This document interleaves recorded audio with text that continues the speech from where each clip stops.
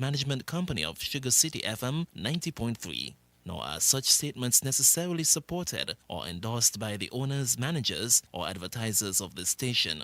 While we encourage all to share their opinions, we do not support any comments that may slander, discriminate, or otherwise offend anyone, and we insist that you refrain from any such statements. Fellow citizens, near and far, join Newrish Nital on Sugar City 90.3 for Fear No Favor. Where is the cancer and no runner come out for war? Tune in to 90.3 on your FM dial. Log on to sugarcityfmsankits.com or download Simple Radio app from the Google Play Store. And join Newrish Nital every Thursday night from 8 to 10 p.m. as Newrish Nital tackles the issues and take your call. Fear No Favor. Every Thursday night from 8 to 10 p.m. on Sugar City 90.3 FM.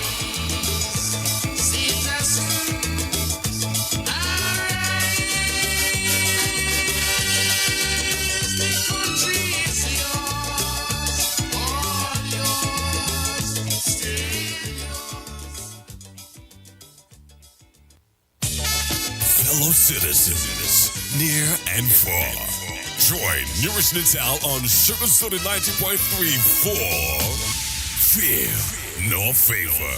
Where is the cancer and no runner come out for war? Good evening and welcome to Fear No Favor. This evening I'm going to bring a recording from a show, a presentation made by Mr. Cromwell Williams of the Water Department, in charge of the Water Department. And I thought that it was very important because most of us would have been talking a lot about water and the wells and everything else. And he had a presentation on Island Tea this morning, and I feel that it is only nice for us to bring what he had to offer.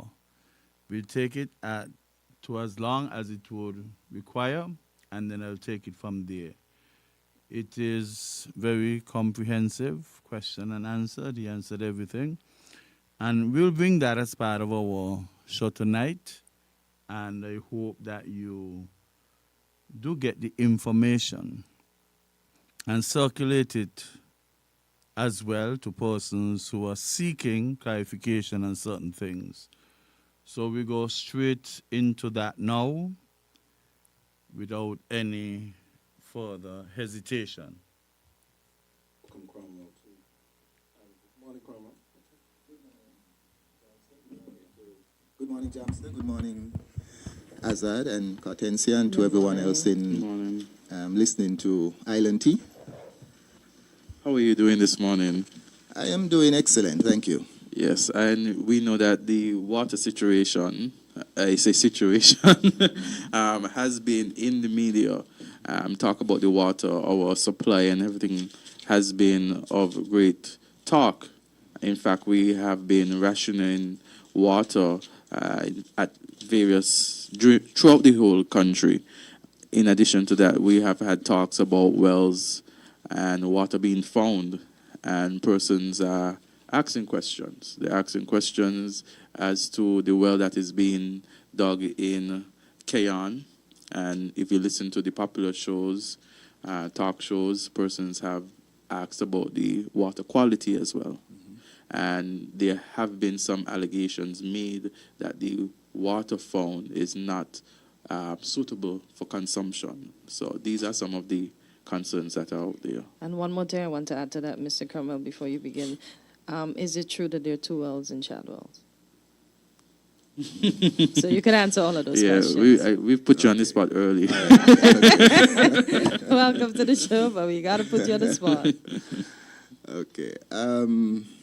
Thank you very much to Win FM and for the opportunity to be here.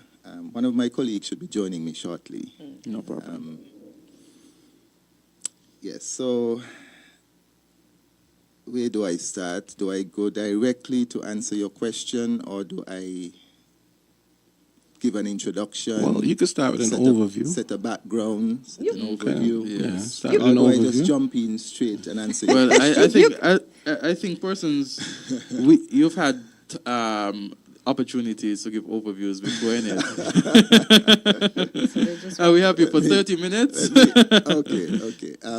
Let me see if I could answer your questions as directly as I can, and we will get to the other stuff as we go along. With regards to Shadwell, our contractor Bede would have drilled 2 wells in Shadwell. Correct. One is in operation. The other one has never been put in operation because the arsenic level, when we tested that one, was found to be above what is the permissible level. So that one was So there never... are 2 wells. Yes, there are. One in operation. One is in operation. One is not, due Right. to the testing and the suitability Right. and So the the level of other arsenic. one, right. So the other one that is in operation because the arsenic level in that one is below World Health Guideline value, which I think is 10 parts per million in terms of concentration. Okay. So for water, there are different things that are in water, but there is a standard. The World Health Organization, for instance, in the US, they use their own. The Environmental Protection Agency, EPA, Yes. they have their own standard. And in Europe and other parts of the world, they all have their own standard. And what these standards say is that not that the content of, say, arsenic must be 0, but that it must not be above a certain value, whether it is 1 part per million or 10 part per million.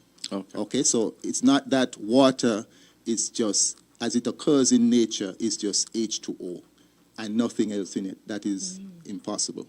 So it is H2O, water, the chemical constituents of water, hydrogen and oxygen. But water, as it exists in nature, has lots of things in it. But the health professionals, WHO, as I said, or so on, they set standards, levels that are safe for human health.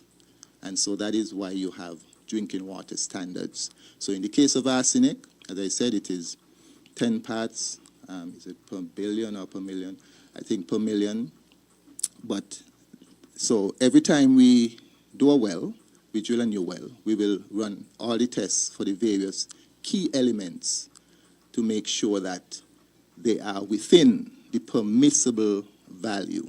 So in the case of Shadwell 1, the value was below 10, and so it is safe based on the How often agreed are standard. tests done? Because you could have a test now, Right. and then things happen after Right. that. So how often are tests done to ensure that the quality is safe for consumption? Okay. Right. So in terms of things like chemical constituents, like arsenic, whether it's manganese or calcium, sodium, those kind of things, those do not change overnight.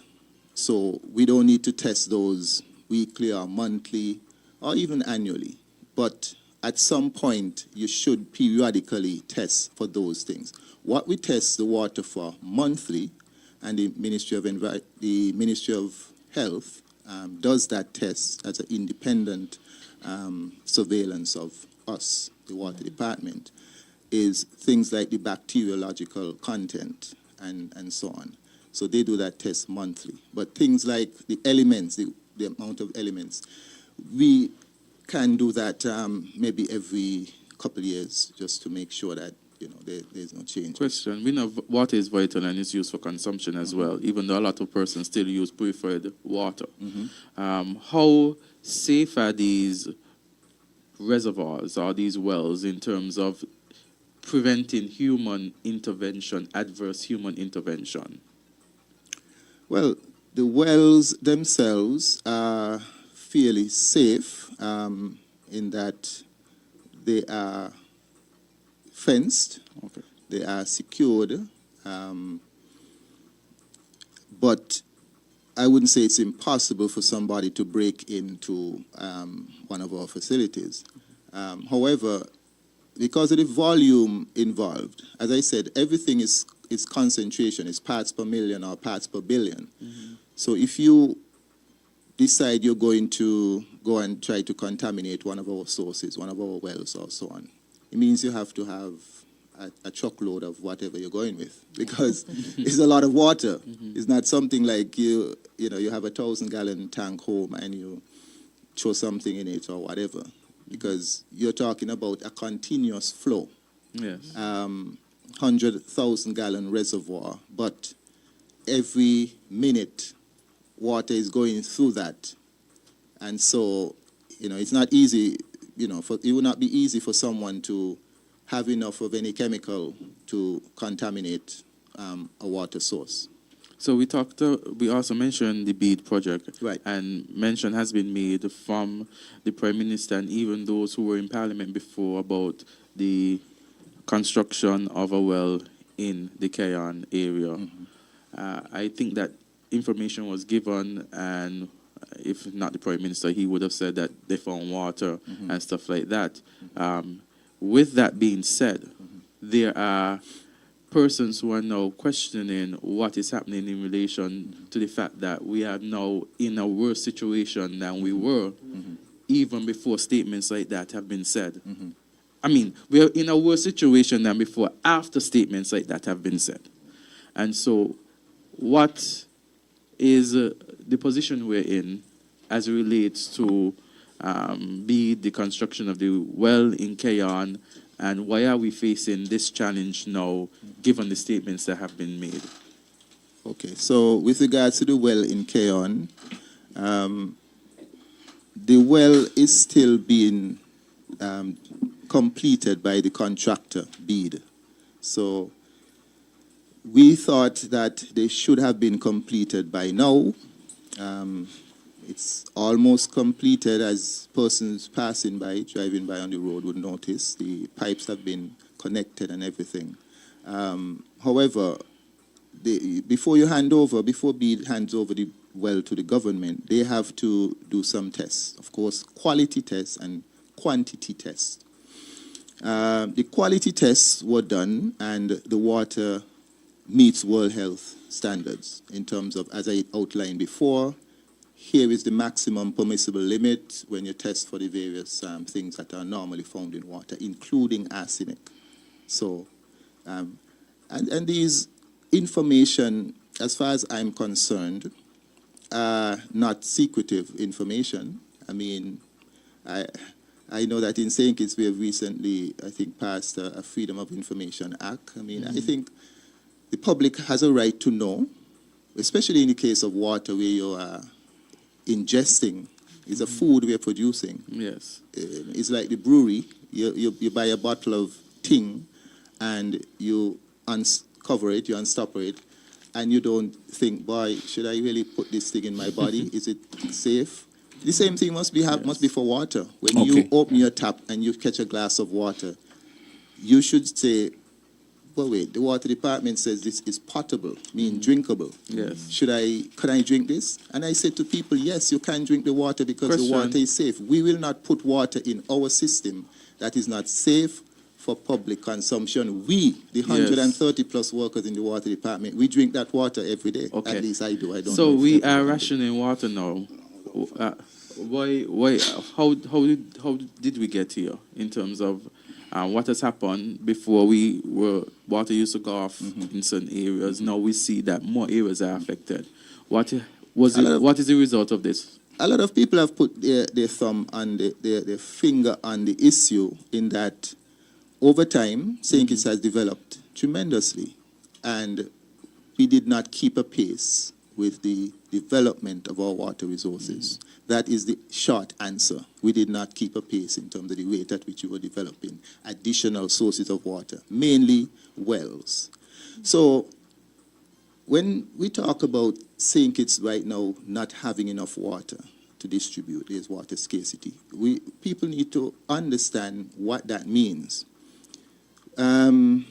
We get a certain amount of rainfall.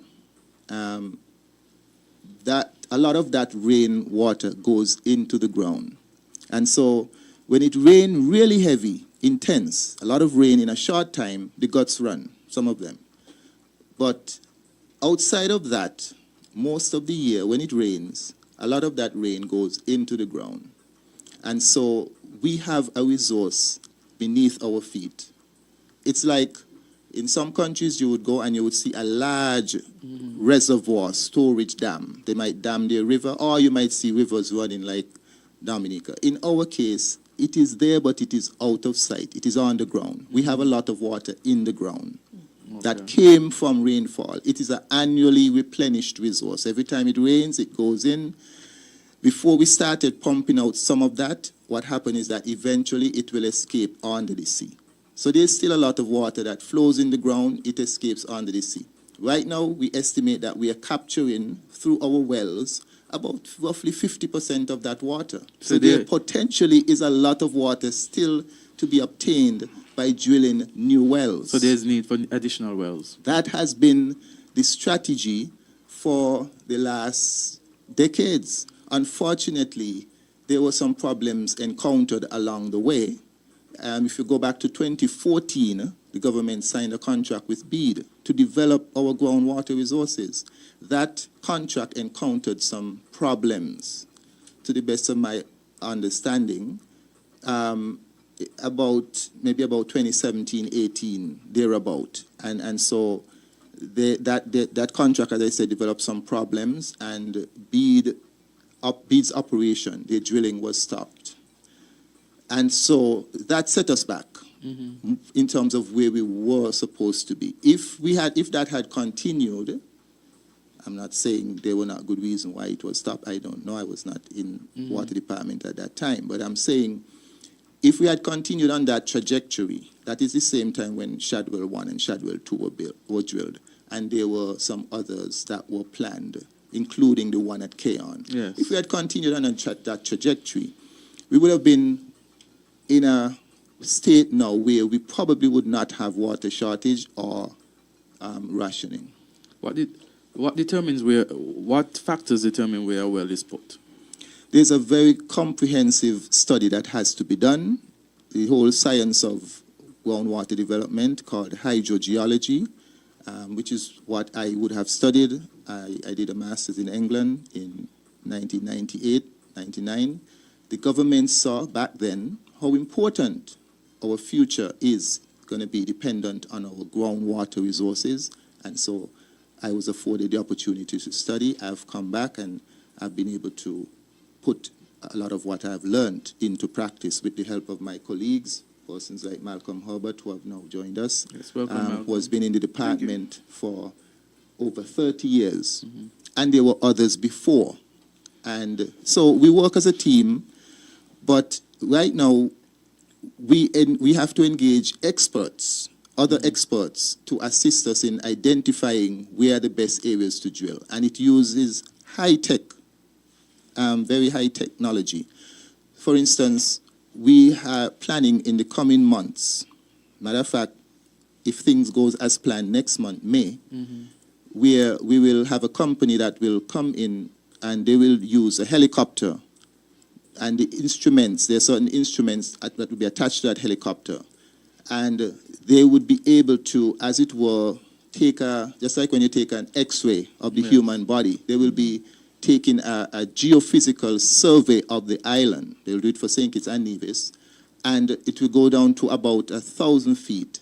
And from that, they will be able to construct maps that will give us a picture of up to 1,000 feet or so into the earth. And that would allow us to see the geophysical setup of what is in the ground. Cromwell, could I ask a question? You had they had a LiDAR exercise here last week. Was that for another ministry? Or Yeah, that was something separate. Okay, so then they're coming back to do it for water department specifically. Yes, right. Okay, so in relation to the BEAD, we have the well being done in Keon. You say it's completed, it's just going on through testing? Right. Okay. If it gets all the green lights, how would that affect us now in terms of we've been rationing? How would that affect the rationing? Right. in your So- perspective? So it depends on the volume, the sustainable volume that we're able to get from that well. Bede, before they drilled the well, based on their studies, would have done a prediction. They would have said that, based on what we have seen from the geophysical survey and other assessment, that this well is going to be able to give us at least 600,000 gallons per day. That was their prediction. Now that the well is drilled and they have to do the test to see what actually happens, because you predict that based Yes. on certain assessment doesn't mean that is what it's going to be. So if it turns out to be that 600,000 gallons per day or more, they said it could be even up to 1 million gallons per day. But the test will confirm. Once it is within that range, that means that is much more water than Keon can consume. Okay. And so that water will be able to serve not only Keon, but surrounding communities. Okay. Currently, there are a number of wells. Which well in which location serves the greatest number of persons? The wells in Bastia, some of which were developed as far back as the 1970s, some in the 1980s, and even after that. Well, they are the largest wells, and they serve the largest area, naturally. But we have wells, we have about 28 wells scattered around the island. So, for instance, Sandy Point is served by one well, located at Sir Gillies. Yes. That well is about 250 gallons per minute, and that well alone is what supplies Sandy Point. There's one in Old Road too, right? There's one in Old Road, but we're not using it at the moment. But Old Road, you would know, is where the Wingfield source is, Yes. which is our largest Yes. surface source. So places like Old Road normally would not have challenges for water. Yeah, because I realize they're not on the list Yeah. after a while. On the list, you Right, so between Old Road go down to Sandy Point, you will notice that area, most persons in that area tend to have a 24/7 supply Yes. because of the Wingfield River and so on. Question. Given the topography and let's say the geological profile of St. Kitts, how do you guys determine where might be likely areas to drill for water? And are you looking at any other areas at the moment? Right, so anywhere in St. Kitts you drill, you will find water. But it depends on the rock structure that you encounter when you hit the water table. And so that is why we try to get an idea as to the profile in that area, because the profile changes from area to area. Either you have sandy type rock soil or you have hard The granite volcanic rock and rock stuff. yeah. type. So naturally, water will flow easier through a loose, sandy, porous material than it would through a hard material, unless that hard material has certain cracks and fissures. So it comes down to the geology. Okay. Okay. You mentioned that you test the water quality of the well in Keon. Yes. Was that done by the Bureau of Standards here in St. Kitts, the testing? Not as yet. Not as yet. No. But the ones in Shadwell were done by the Bureau of Standards? I think so. Yeah. Okay, I have a question here. We had a commentator last week. He floated the idea of the fact that water is heavily subsidized, and given all the challenges you guys have at the moment, if you guys are even considering maybe perhaps raising the water rate to at least to offset more of the cost, even if it's not going to offset all of the cost. Meaning, you think if it's something that might be considered at some point. At some point, I mean, it is the last time the water rate was increased was in 2001, which is 23 years ago. And naturally, I think it should have been raised a long time ago, because the thing about water rates is that you must use it as well as a means to force people to conserve. There's no question about that. That's just good common sense and sustainable environmental sustainability. You indicated that the Bureau of Standards did not as yet test the water in Keon. If not, then who did? And if not yet, why not? Okay, so normally the contractor, while they are drilling, will take samples and they will send them for testing. They are sent, most times, BEAD will send them to a company, a recognized lab in the US. That has been the practice over the years. Of course, there is absolutely nothing to prevent us from verifying and cross-testing any results that beads present to us at the end of the day when they hand over or before they hand over any well to us. That's absolutely our prerogative to accept or to say we need to just verify whether we use the Bureau of Standards here or we use another lab overseas.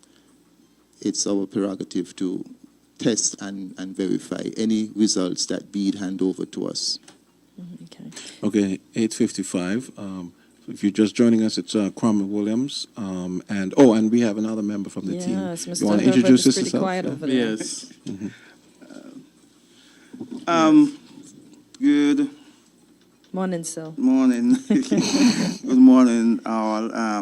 My name is Malcolm Herbert. I'm presently clerk of works at Water Services Department.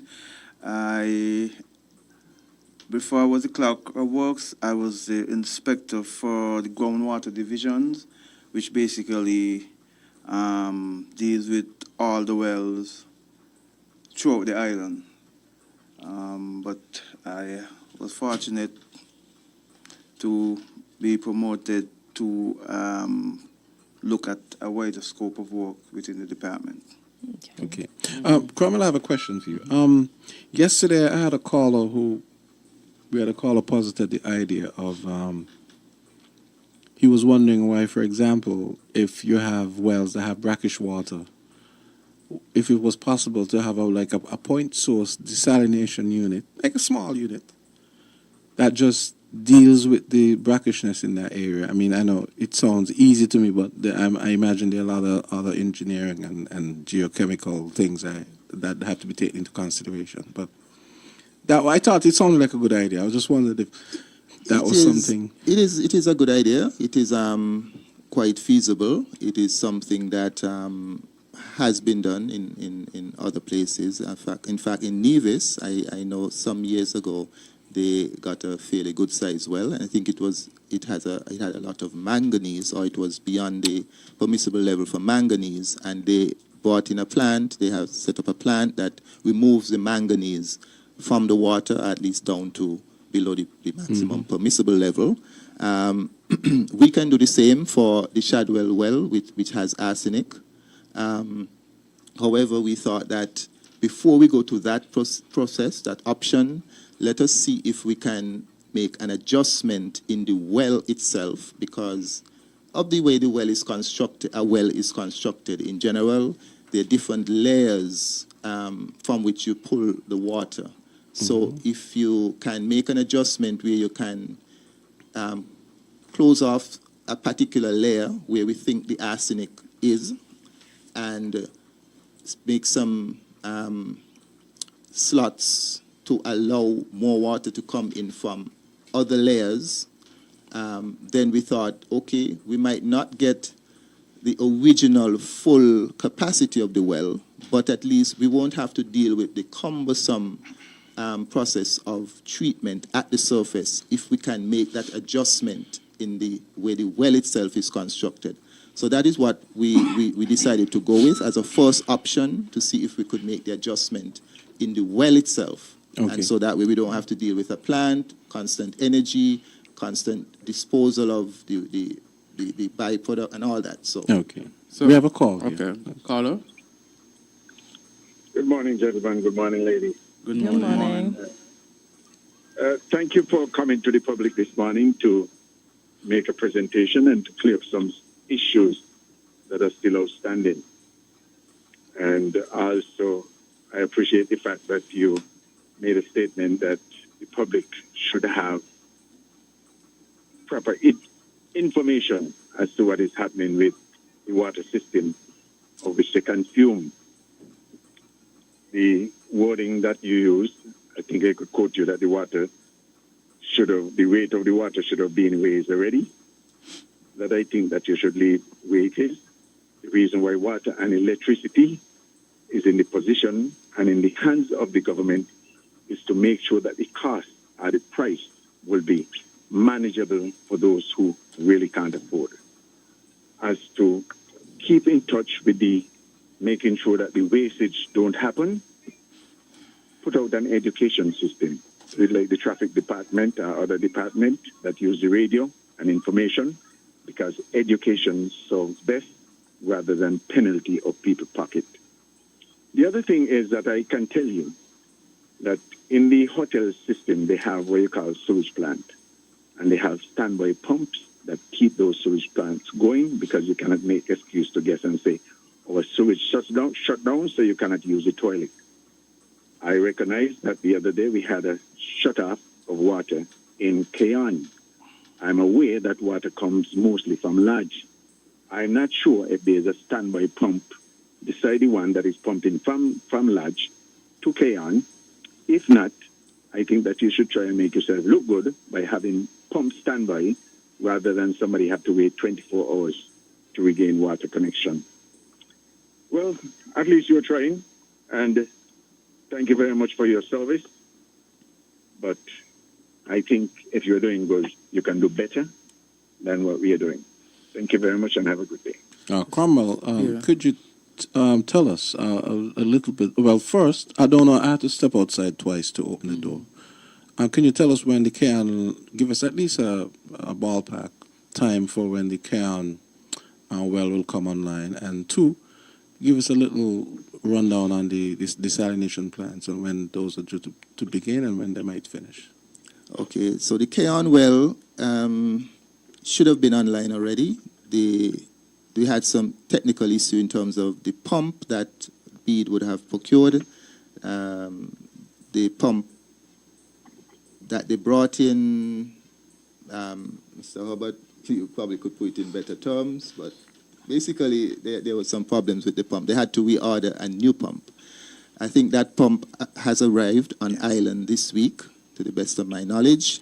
And so I believe that in a couple of days, maybe as early as tomorrow or next couple of days, they should be back on site completing the pump test, the test to determine what is the safe, sustainable yield for the well. Once that is determined and we do some further quality tests, then it should be ready for service. So I would say it could be as early as maybe a week or two from today, or it could be outside of that. But I cannot commit completely to any time because, as I said, this is still BEAD's project, and they are the one who has to complete everything and then hand over the well to the government. Okay, we have another call. 2 minutes after 9 o'clock. Go ahead, caller. Yeah, good morning, man. Good morning to everybody there, man. Good morning. Yeah, I just wanted to point it out to say thanks to Carl for pointing out that there was 2 wells indeed up at Shadwell. And then a couple of quick questions. One, a caller sometime before asked the question, can water be made? And me personally, I wanted to find out from the gentleman there, seeing that the well is being long awaiting to be commissioned. When that well gets commissioned, would him and the government officials be making a toast with the first water coming out that well? And another question, to boost the public's confidence, people have been talking about the quality of the water. Is it going to be all left up to BEAD to do the testing? And if there's an independent company that's going to test, would that results be made public so the public can get that confidence in drinking that water when that well is commissioned? And that's it for now, man. Thanks. Thank you. Before, because I had a question in relation to the last, in conjunction with the last question that the caller asked, is there going to be independent testing, the Bureau of Standards? Because from knowledge, persons have said that it was the Bureaus of Standard, if it's correct, that found that the acid level at the Shadwell 2 pump had been too high. Okay. And so why isn't the Bureau of Standards Okay, Cromwell, again hold that. We have a call being on the line. tested, being used to test the water quality now, and not the company doing its own self-check? So you can address the two callers. We have a call, so you can address the two questions after. Go ahead, Okay. caller. Yes, good morning. We realize that the Water Department are pursuing various methods in terms of giving us water. The drilling, the surface collection, I guess, and now it seems a push to desalination. Have the department established which is probably the best or cheapest, most cost-effective method of getting the water? And in terms of the desalination, I noticed that I think our one plant is supposed to be in the Bastia Harbor. I wondered why was that site chosen based on the fact that, so much of our sewage and so on ends up in that harbor, as opposed to the other site over at, I think it's Canada or Connery. I just wondered why that site was chosen, seeing that it's I would imagine that certainly, yes, it's going to be relatively more prone to contamination, I would think, having to extract from there where so many ships and so on. I just wondered about that. Question you asked about The testing, the water testing, quality. right? Independent testing. Yes, the Bureau of Standards specifically. Right. So we will make sure that the water before it is put online is it meets WHO standards. In the past, as far as I'm aware, BEAD would have done the test, as I said, as a contractor, and it's not BEAD that does the test, but a lab, usually a certified lab in the U.S. Would persons be able to know the lab? Yeah, well, in the first instance, we can perhaps arrange for the results to be sent directly to us from the lab. Or we can as well use, whether it's the Bureau of Standards or any other, as I said, second lab to verify. But we will make sure that we are 100% certain that the water quality meets the WHO standard, which is what we operate by. There is no question about that. The public must be convinced and must be assured that we will not supply any water in our water system that we are not 100% confident meets WHO standards. Okay, we have another call. Caller, go right ahead. Britain. Hi, go ahead. Okay, we always ask questions about the water that's used to out fire. Can there be a source, especially for that do not have to dip into the source of water people use? Really hang up on this. In terms of the fire services, well, all over the world, the normal procedure is that you have enough water supply in your system to allow for firefighting.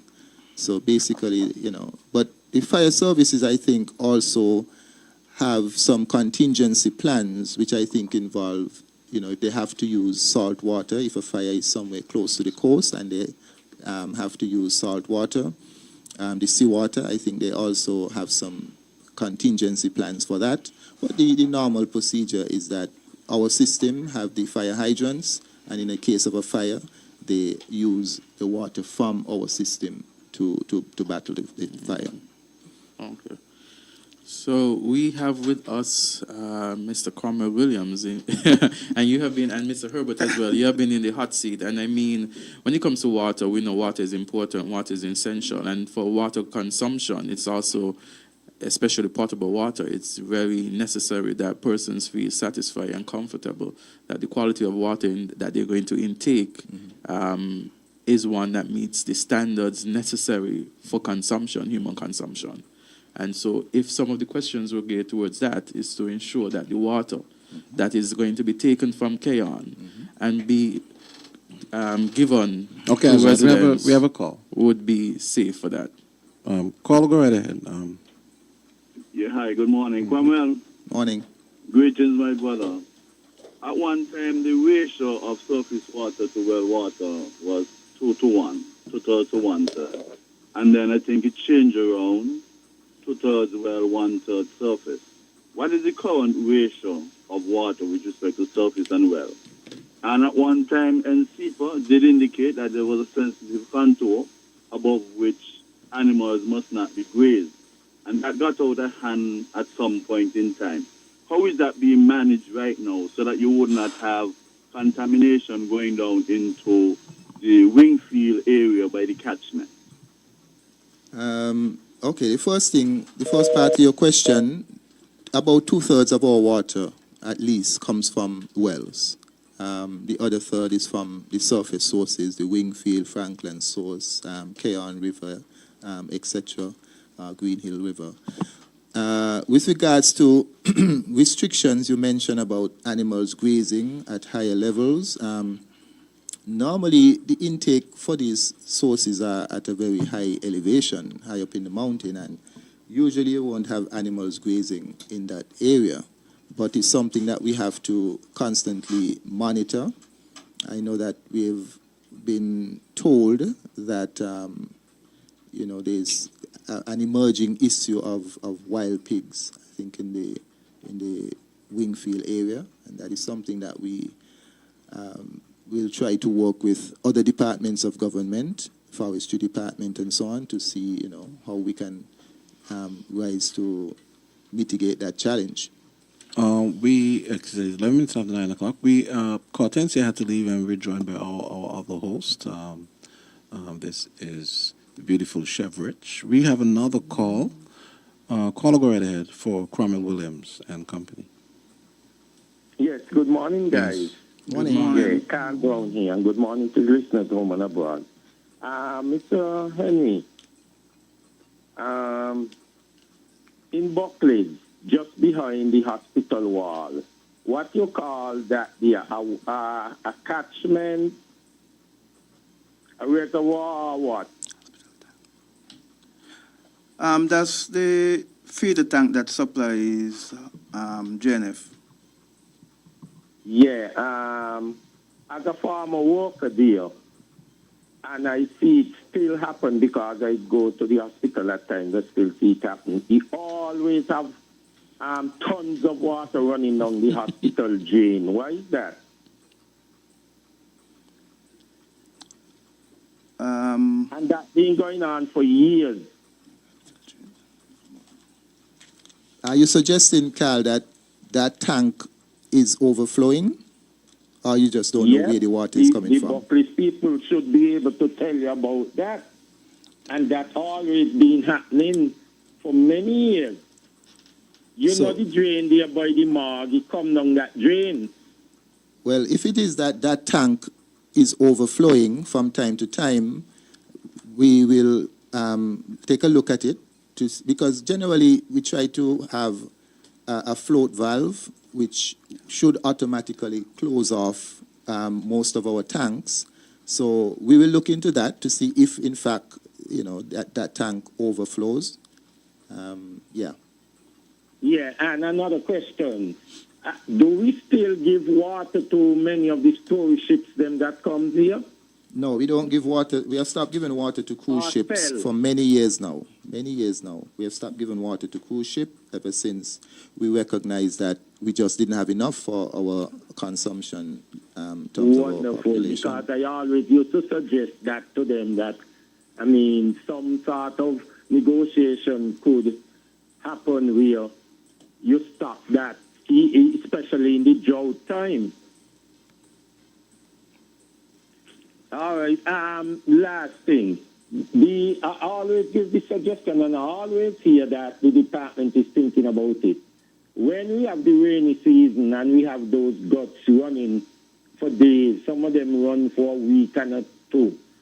They always said yes, but the action now. Do the department ever thought about chopping millions of gallons of that gut water and pumping it? Probably dish it out to the farmers nearby those guts? The main lots of that water could be chopped and could be pumped. it is not impossible, as I've said, but sometimes you have to look at the cost benefit of doing something too, right? The benefit of it versus what it would entail in terms of cost and so on.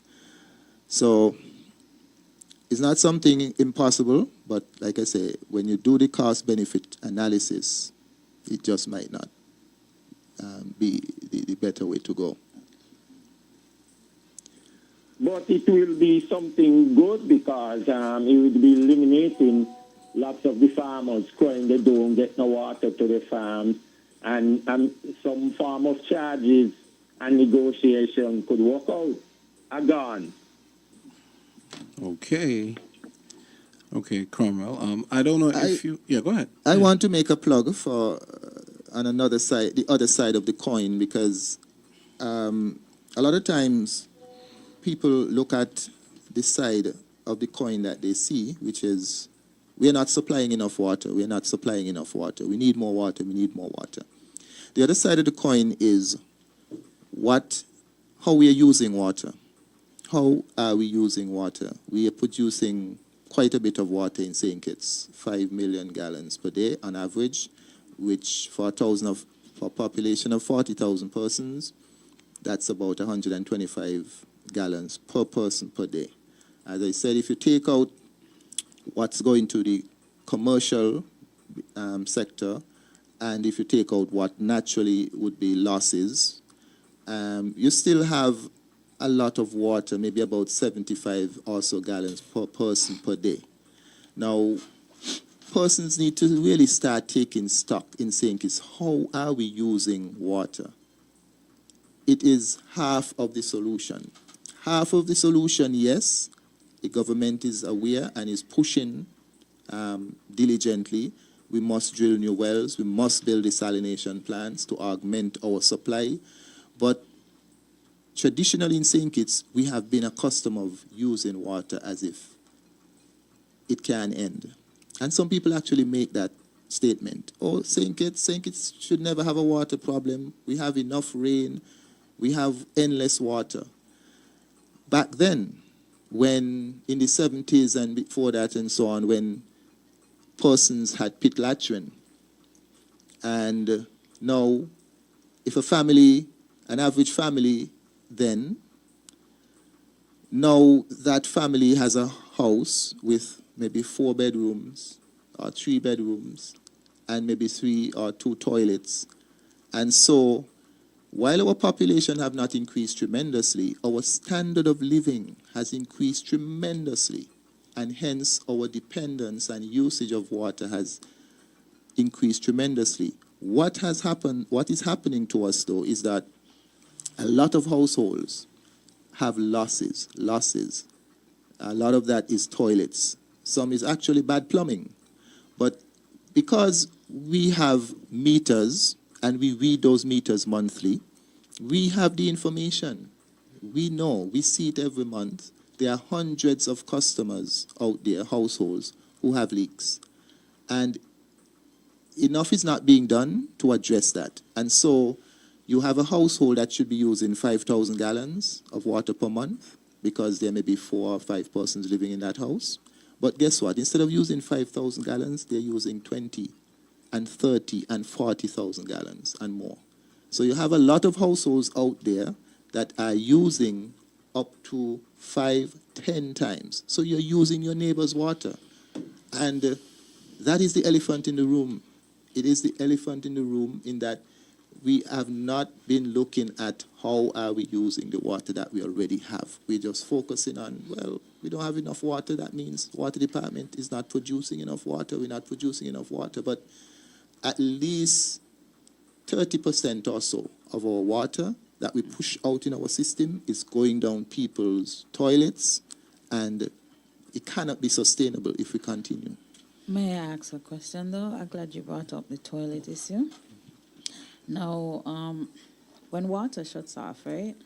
Especially in the area where I live, because it's off so much, I never have clear water. It's always white, like literally foam. I know that's air. Okay. So what happens is though, sometimes when it comes back, it's like that's my alarm clock, because you hear the toilet going boom, boom, boom. Don't even try to flush it. So sometimes, and then it leaks. So I have in my business place and at home, my toilets are now leaking because of the pressure when it comes back, right?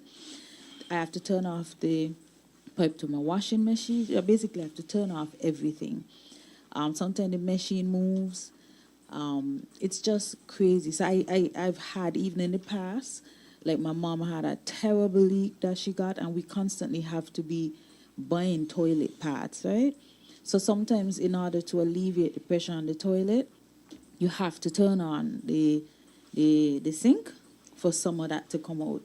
So I think sometimes too, it's not that people are deliberately just flushing it down, but these are some of the issues that I know that we face. And other, like, people complain about the fridge, who have, like, the ice thing and stuff.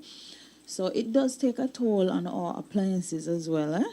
So just putting that out there so you guys know. Cromwell, one question, and I know this came up last week. I don't know if it was directly your department, but someone was talking about the fact. I mean, I go jogging through the national park over there, Nizomas, and it's gross. I mean, old mattresses, all these appliances with like computer monitors with all these heavy metals in them, and people are just dumping this stuff in their construction waste. I think I asked you this the last time. I know you guys do testing. I remember Miss Haley had said that you guys do testing for those kinds of things and that the numbers are. But are there any plans for maybe cleanup and some kind of policing of areas like that, especially a big aquifer area like that over there? That's a challenge. We will have to engage other partners, Solid Waste. I saw Solid Waste did a video promotion just about a week or so ago, appealing to the public how important it is not to do just what you mentioned in terms of indiscriminate dumping of waste in that area. We have to engage all sources, the police, we have to do something, because we cannot allow persons to not only endanger this present generation, but you're endangering the future of the next generations who, this source has been identified and being developed since in the 70s. We have wells out there that we are pumping, as I said before, since in the 1970s, over 50 years now. We have some of those wells over there in the Ponds Needmos area, or what we call the Bastia Aquifer, that have been operational 50 years. And they should be continued to be available for our children for the next 50 years and more. But there will be consequences if people continue to decide over there is better served as a dump rather than as a water source. Absolutely. Let's take our last call. Caller, go ahead. You had something to say? You were saying? Yeah, I was saying that. I'm glad you mentioned. I'm glad you mentioned that, because for hang on a bit. Let him finish his point. For us in water department, and especially in the groundwater divisions that basically deals directly with the wells, there are times when after 4, after 5, we're driving along the road and we see a pickup or a truck swing through there. And that's after our regular working hours. And we turn around and we swing through there behind them and trail them. And when they recognize we behind them, they just drive around, and then comes out. So I said that to say the public also has to assist us in keeping that precious resource safe. We need the assistance of the public. When you see something like that, say something, take a picture, because that's what we does. And when we get it, we forward it on to the competent authority. Caller, go ahead. Yes. I think Cromwell did an excellent job this morning, and it could have been better. Cromwell's appearance on Win FM this morning, Island T, was highly anticipated. But I find somehow that you all have bullied him. And it is very unfortunate. When you have a guest, you're supposed to massage that guest and make him comfortable.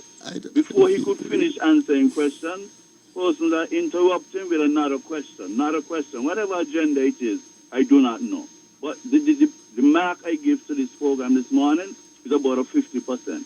It could have been much better. The guy is well resourced. I know him inside out. As a matter of fact, he was a student of mine. And we should have been massaging him and affording him comfort to say what he has to say. And it's very unfortunate. And I just swear that the next time he comes on, because not much person like him in government going to come to take these questions. And we have to treat people with a little bit more respect and care, and not to bully them to push an agenda or some kind of ulterior motive. It is a very, very unfortunate. He didn't get to answer some of the questions in its entirety because we're just bullying the gentleman. I know he's intelligent enough, very high mental acuity, but then you can't perform as you should be performing when you have people bullying you because some kind of ulterior motive is hidden between there. Cromwell, I'm happy that you spoke about leakage and wastage. And I want you to put it on the table that government property and the staff are at the highest part of wastage and leakage. And they should be more accountable to make a concerted effort to mitigate. You have a high wastage and leakage within the government, and only when things spiral out of control, they call the water department and the appropriate authorities to come and adjust them. I want you to talk to that. Government is high on the ranking of wastage and leakage when it comes to water. Thank you. Okay. Comrade, I thank you, caller, for that contribution that you have given. I wasn't of the opinion that you felt uncomfortable in this seat at all. In fact, I thought you handled yourself well with the questions being asked, and you seem very comfortable. I don't know if the caller didn't look at the video. You know, we're streaming live, and you didn't seem uncomfortable in your countenance at all. I came here prepared to answer hard questions, and the public has a right to know everything. Water is peculiar in that it is a food. Mm-hmm. Well, for those who choose to Yes. drink from the tap, Yes. we're not saying you have to. It's your choice. Yes. I was with a friend recently who came in from the U.S., and she said, "I don't put no bottled water in front of me. I want my water from the tap." And she got her water from the tap, and she said, "This water is lovely." And at the end of the day, it's a free choice. Whether you want to trust the water from the tap, it's your choice. But we have a mandate. We have a water quality division in the Water Services Department, and their responsibility is to make sure that the water that we put out is safe and potable. Means you can use it in your kitchen if you want to cook, to cook with, to drink. Cromwell, Lots of speculations. In the interest of public engagement, I'll take one more call because a lot of calls are coming in. Yeah, Go ahead, I think caller. I don't know if you know what the caller asked, Hello, though, good so you morning. could perhaps answer what he asked. He made some comments, but he asked a question as well. Good morning. Good morning. How are you doing? Hello, good morning. Good morning. Good morning. Good morning. We could hear you. Yes, to everybody there on the panel, it's so good to have this program because it's really terrible with this water shortage. You know what happened? They just intend to, interesting about build houses.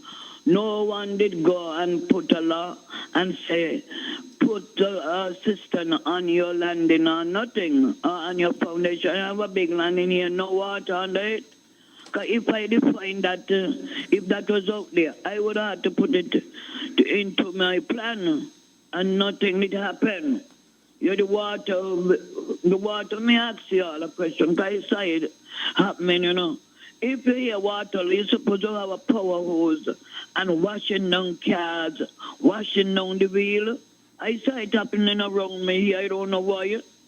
And when I talk, they is younger than me, and I speak to them, they laughing.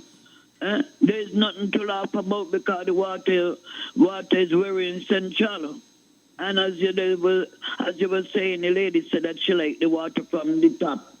I like it too. I used to buy water a couple years ago. In 2017, I done with that. I started to drink the water right from my pipe, and nothing to me. Nothing doing me. I am okay. I'm not getting a gripe from it. I don't even smell the chlorine, but they say chlorine, a little chlorine still in it. So I think the water coming straight is good. I bathe with it, I drink, I cook with it, and it's okay. But put a warning out there, tell the young people them stop power hose the cars. Because the one the way I'm gonna water all it begin from Africa, you know. If anybody don't watch YouTube and all them, they cite the last year before. There's a place in Uganda, something about was one country now is splitting because of water. The thing, the drying, the place drying. Nobody go away far out there, yeah, they go.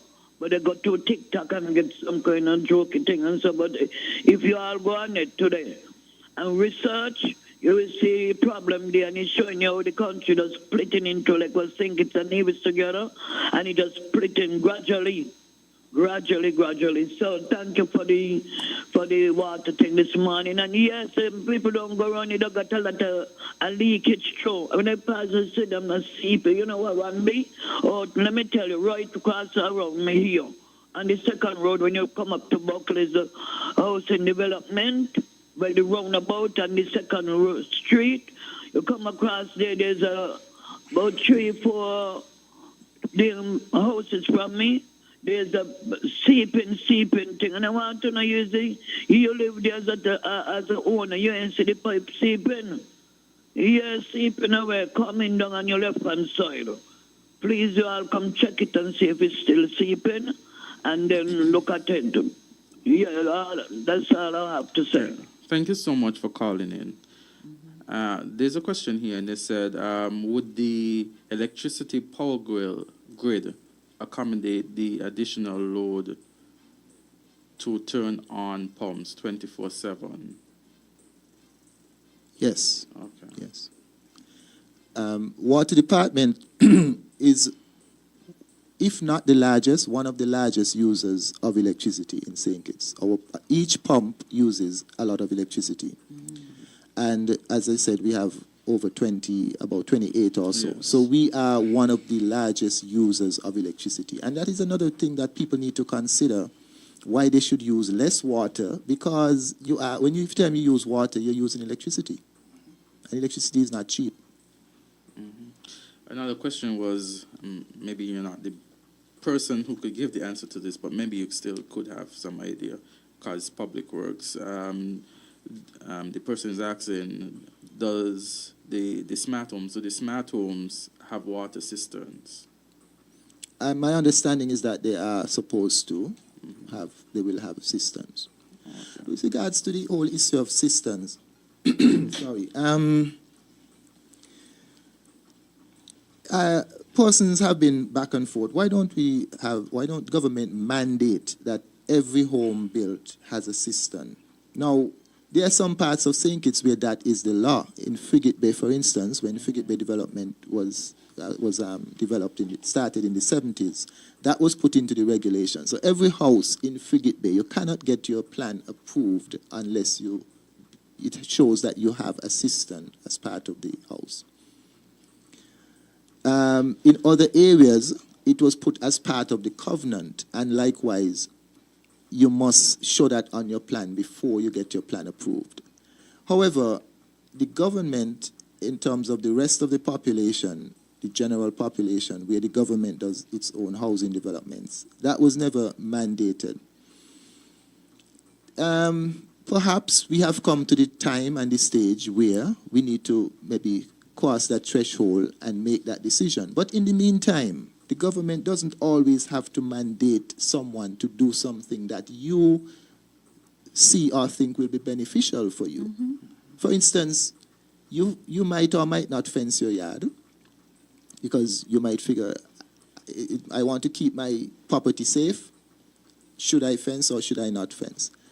Right now, the advice from the department is that if you have your own storage, you can secure your reliability, your own reliability and regularity of your supply, because we know right now in most areas we don't have 24 hours supply. So if you have a tank, it will balance out your supply during the time when water is interrupted, whether it is for some hours or it is for a day or so.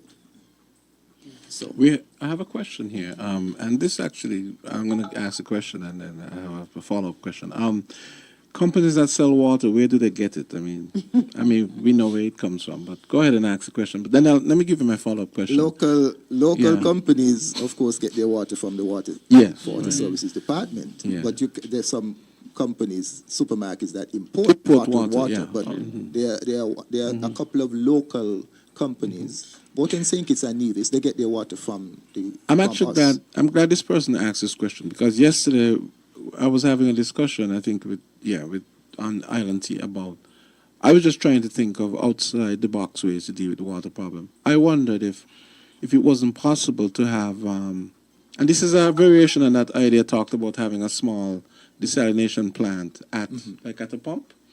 I was saying, just like Marriott has that small pump over there to address their facility, why can't, for example, there be a pump at, say, a small desalination plant, like a small one at, say, the village for the brewery, for example, just for argument's sake, and maybe other key areas where you think, okay, let's take that load off the municipal water, and let them, is there any kind of scope? Are those the kind of things that can happen? Of course, the desalination plant. Or the bottling water, the people who bottle the water, Right. for So example. Park Hyatt, when they were doing their development, recognized that there might be some challenges in terms of water department being able to supply them with a regular supply.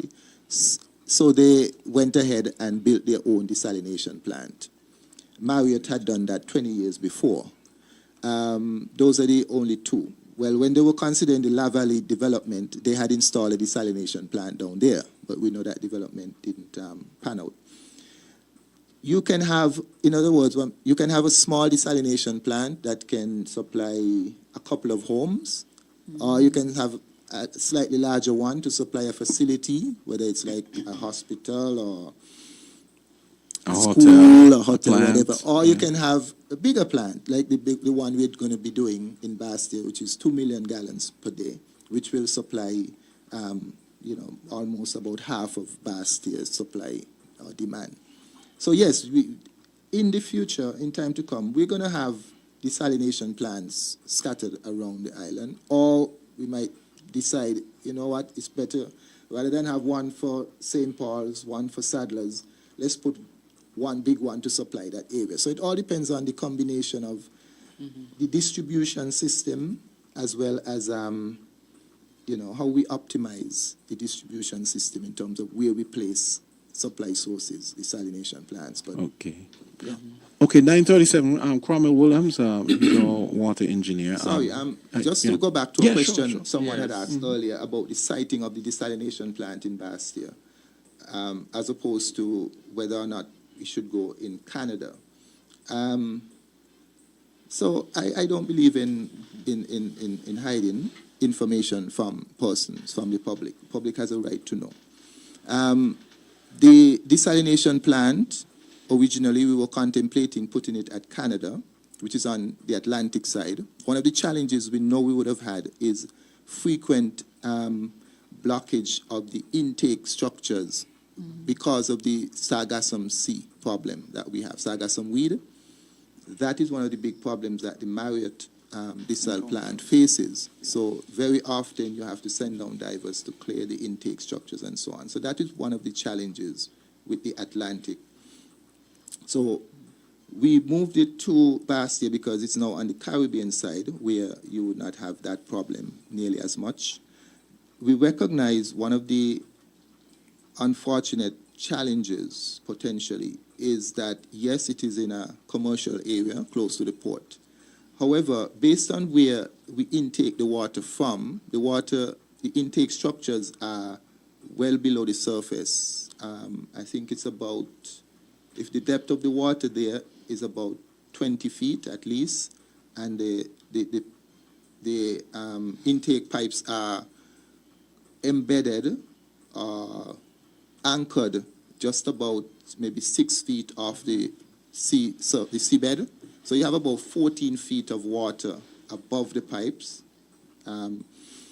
Based on based on that, it is very unlikely that seeing on the surface, I mean, if you have small traces of oil and so on in the water, so those normally tend to float beyond the surface. So because of the depth of the intake structures, it is unlikely that they would be That kind of intrusion, yeah. those kind of water. But apart from that, a desal plant takes everything out of the water. It gives you, in the first instance, H2O, hydrogen and oxygen. It gives you pure water. It takes out everything. So, and then we add back a bit of calcium and so on, because, you don't want to give people just pure water. So you add back a bit, but it will take out everything. The filters, the pressure at which the water is pressurized in a desalination plant, it takes out all the salt and everything else.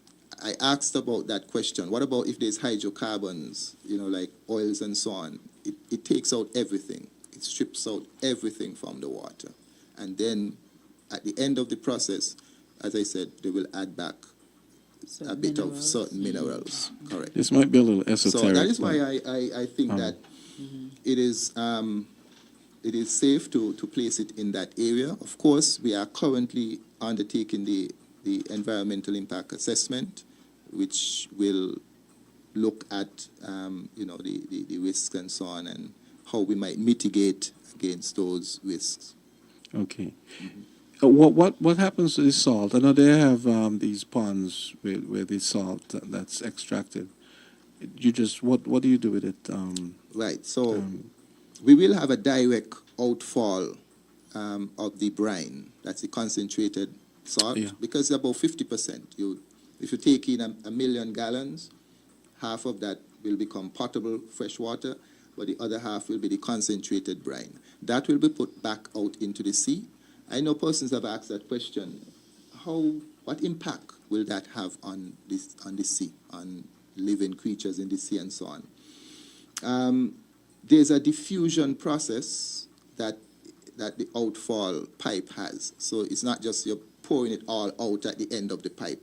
It is diffused via holes over the length, a good length of the pipe. So that allows for mixing back into the sea. The sea is very salt. A plant of this size will have minimal impact over time. I mean, these are things that we have to do. We have to have desalination. We don't have much of a choice. In other countries, they have plants 100 times the one we're going to build, and they manage. Speaking of which, I know I heard Connors talk about the mitigating some, because we know desalination plants use a lot of power, and I know he talked about putting some of that load on the solar grid. How is that? Is that something? I imagine there'll have to be a mix of power of the power source, because you probably have to use the impression I got was that they were going to try and have the solar plant set up maybe before the desalination plant was ready, so that they could put some of the energy load on this solar. Can you speak to any of that? Well, because the plant will be powered by skeleton grid, but originally we were anticipating having at least part of the plant powered, because the amount of electricity that plant is going to require. To have it solar powered would require acres and acres of solar panel. So space-wise, it is not feasible.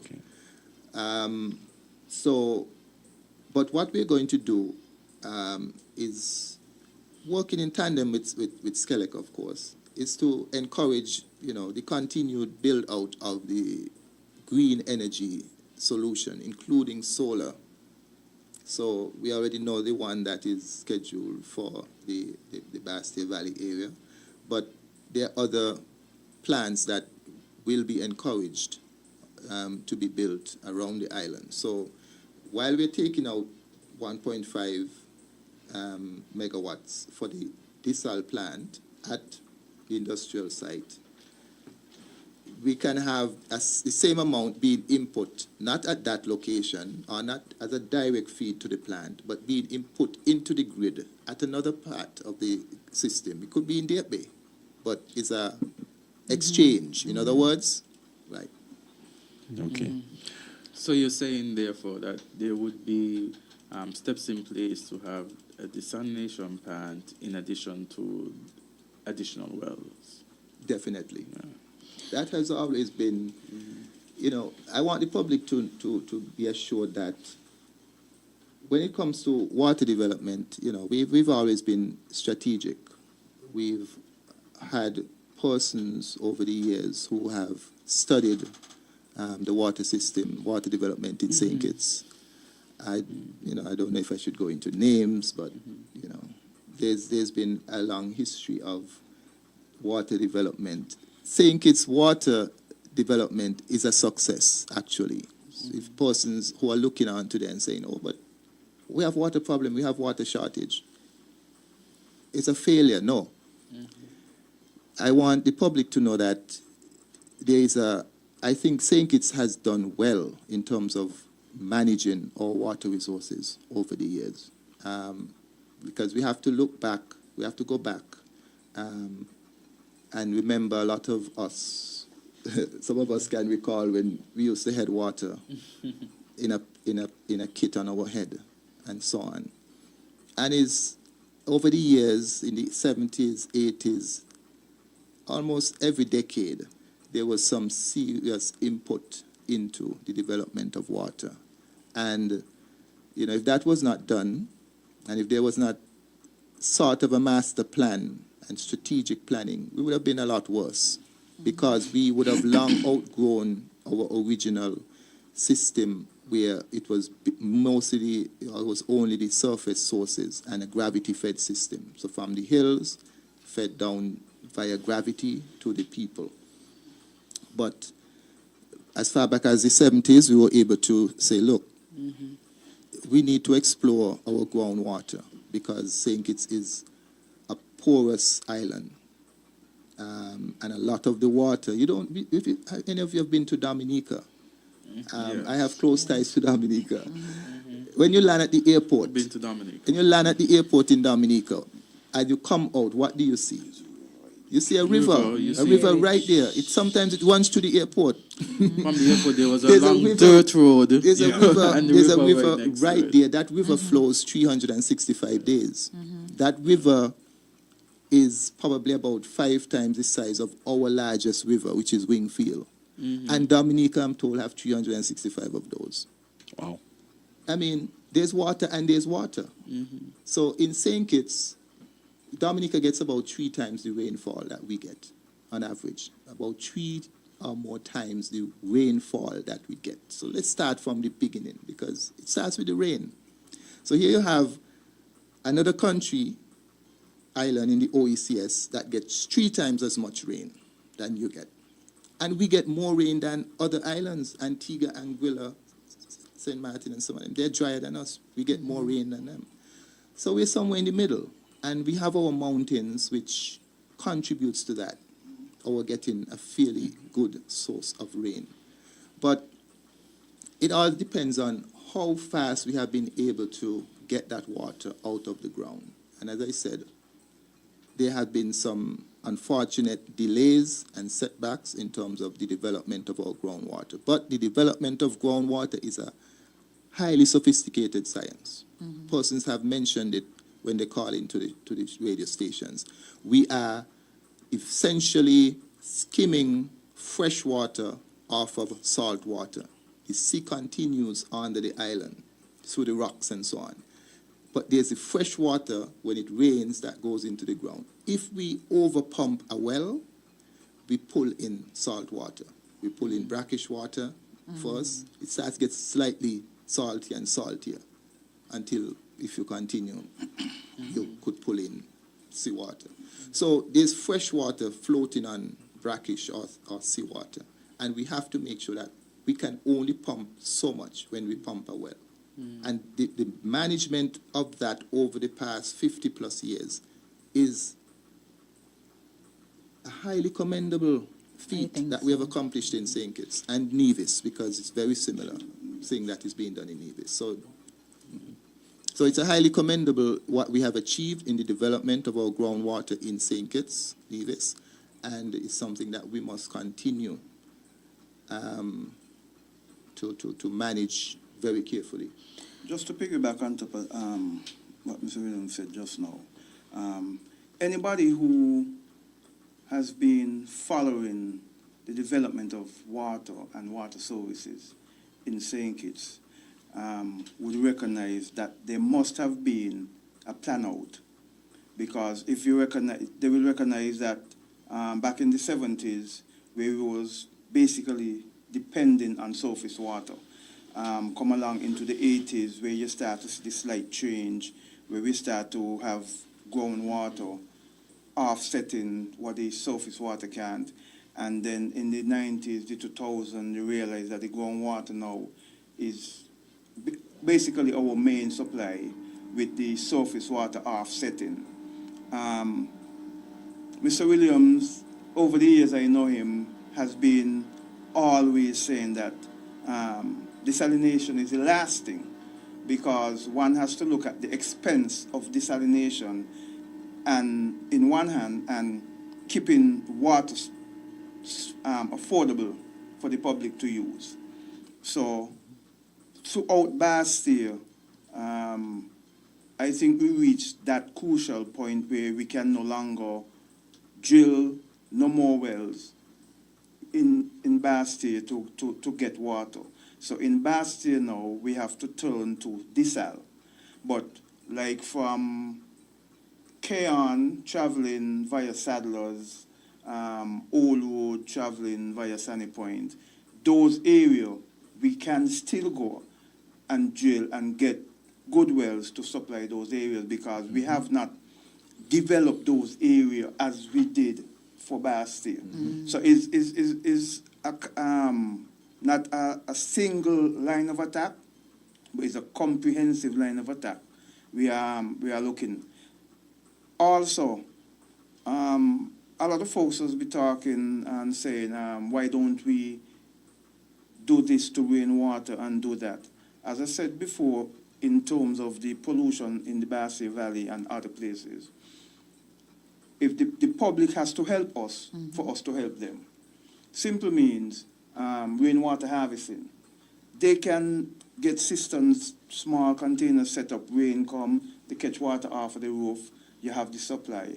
In reference to your comment about the issue with your toilets and all that, one might not recognize, just by simply setting up a black tank, you can offset the pressure that comes into your house, because you have that black tank open all the time. So instead all that pressure coming into your house, most of the pressure released in the tank, and that's just pure water you have inside See, I it, learned something saving this you, morning. saving your toilets and different things inside your house. But So you would need a pump, right? yeah. Well, it depends. If you're Well, if just you set it on the top of your yeah, house, if you're but just if you looking set it just at to ground get surface. water or some kind of water for the short time, sometimes when water go, and you can't afford the pump, you could elevate it somewhat, and the pressure will not be that great, but you will have water in your system. But if you want the pressure that you get from the government supply, then you will have to incorporate a pump within the whole setup. So, like I said, if the public help us in doing what we do best, we can in turn help them and help the country, because when one has to give great recommend to government's past and government future in not carrying up the price of water that often, because just for one single well, you have pumps, you have motors, you have pipelines, you have valves, and all those things cost money. You also have to pay the technicians, the laborers, you have to pay fuel to take the materials and the workers. So it's It should be a collaborative Yes. effort between the citizens. But you see what you told me just now? Perhaps there can be some sort of, not just that you come on the radio now and again, which is good, right? But some sort of area in the department where say, okay, I'm having this problem, I can go. And again, the people who you meet to the front, they need to be educated very well, because a lot of time you go to seek information and that first person you meet turn you off. They have no answers. They don't know what's going on. So I would suggest that, people have access to persons who know what they're talking about, who can make these suggestions, because that suggestion was really good. So if there's an area or department that can be included in this, where persons can go and learn these things or even call and get assistance. I want to set up this thing. I don't know anything about it. Is there somebody in water department that can assist me? Or to all the listeners out there, this is another great opportunity for entrepreneurship. Out of every problem, you can make money. So if there are persons out there who are familiar with this area and who can liaise with the water department and be that middle person to really assist citizens in getting these things set up, I think that would help. So Okay, yeah. Okay, Cromwell, it's 9:55. I actually told you guys a minute ago, like 5 minutes ago. That's like 1 minute left, but I really want you to answer these quick before we wrap up. Okay. We don't have much time. 3 things. The first one is a comment. The cistern requirement for Frigate Bay is not enforced. Even in cases where cisterns are in place, there is no requirement that it is used. And then they had 2 questions. What price do water producers pay to the department for the water they consume? And the last question is, how much does the department pay to Marriott for the water bought in Frigate Bay for use by homes in the area? Don't know if you can answer those quickly before 10. Okay, not in any particular order. Marriott, we pay on average about $30, maybe $32 per 1,000 gallons for the water we purchase from Marriott. And that is about market price. How does that fit into context? On average, the price the government charges for water, there are 2 main rates: domestic, which is household, and non-domestic, which is commercial, which is once it's not domestic. The domestic rate is in different tiers or steps. So for the first part, between 0 and 5,000, if you use between 0 and 5,000 gallons, you pay $7 and I think it's 92 cents or 90 cents. Let's say just under $8 per 1,000 gallons. If you use more, so more than 5,000, between 5,001 and 7,000, in that bracket, you're going to pay $9.60 for that portion. If you're using even more water than 7,000 gallons per month, above 7,000 for that portion, you pay $12. So the 3 rates are $7.90, $9.60, and then $12 for anything over that 7,000 gallons per month. So I usually say use an average of $10 for domestic. For commercial or non-domestic, it is a flat rate of $15. So 1.5 times the domestic. So businesses, including bottled water companies, pay $15 per 1,000 gallons. And I said we're buying from Marriott at 30 or 32. And the last thing about the cisterns, the fact that they're not enforced. Well, that's hard to enforce. The building board, during construction, should make sure that the cistern is constructed. But then after that, you can't really force them to use the cistern because they have a connection from us. And basically, they can choose to run that water into their cistern, or they can choose to bypass the cistern and just run it through their house. We've never really looked into, enforcing. I don't think our legislation currently allows us to enforce that you use your cistern. So what do you guys do about pools? Like people, let's say Frigate Bay, they have a pool. I mean, where does that water, that they just fill up the water from the mains? They just fill up the pool from the mains and they pay for it? Yes. Okay. Okay. Well, Okay. Mr. Williams and Mr. Herbert, I wish to thank you for being here this morning. I think we've had a very fruitful discussion. In fact, when we started at 8:30, although I know that this topic could extend to over an hour, I never thought we would have really had you for more than a half an hour. And so I really want to say thank you for coming out this morning and really giving us information. I often say without information, persons are left to speculate. And so information like this is vital. And so I want to thank both of you for coming out and answering the questions asked, not only by myself, Jamster, and also Chef, but also the callers as well. So thank you so much for taking time out of your schedule to do so this morning on Island Tea. I wish to thank you very much for affording us the opportunity. Okay, great. And we'll be calling on you. We'll be calling you a lot in the future. So. Anytime. No problem. Okay, great. Okay, guys. Okay, Thank you for tuning in to Island Tea, everybody. Yes. Hope it answered some questions. Have It a certainly wonderful did. day. Same place tomorrow. Yeah.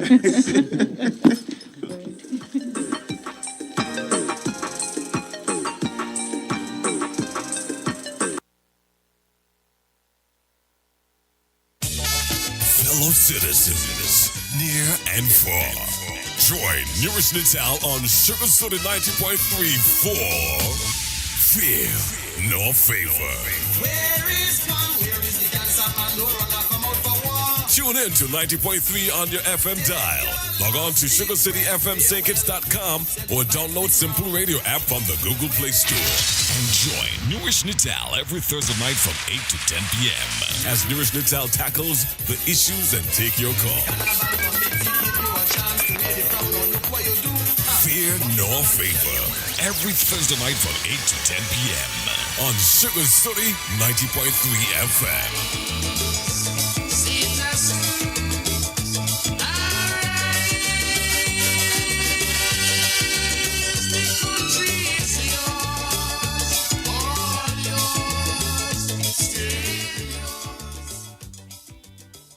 Fellow citizens, near and far, join Newrish Nital on Sugar.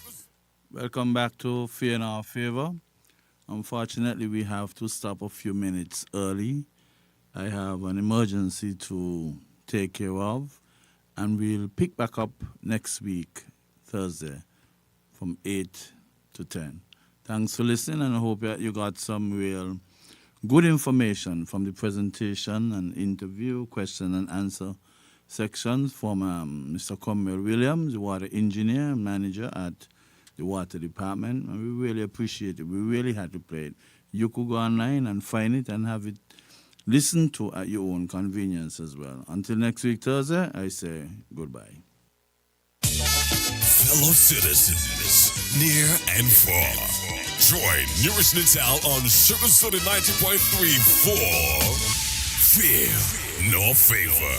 Where is the dancer Pandora come out for war? Tune in to 90.3 on your FM dial. Log on to SugarCityFMSaintKitts.com or download Simple Radio app from the Google Play Store. And join Newrish Nital every Thursday night from 8 to 10 p.m. as Newrish Nital tackles the issues and take your call. Fear Nor Favor every Thursday night from 8 to 10 p.m. on Sugar City 90.3 FM.